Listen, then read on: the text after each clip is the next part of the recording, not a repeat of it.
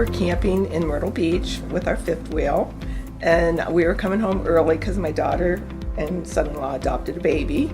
And the night before we left, I went to get a jacket out of my car and tripped and caught myself with my arm.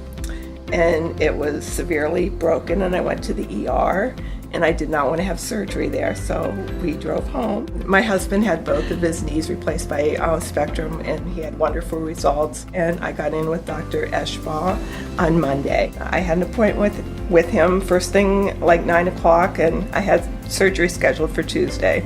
I felt totally comfortable. The anesthesiologist came in. She was wonderful, and I felt totally at ease. The doctor came in and talked to me, my husband, before. I was home by 12:30. It was wonderful. After the 24 hours, I'm not on any pain meds whatsoever. I was expecting to be laid up with a cast tied to my waist that I couldn't even use my hand.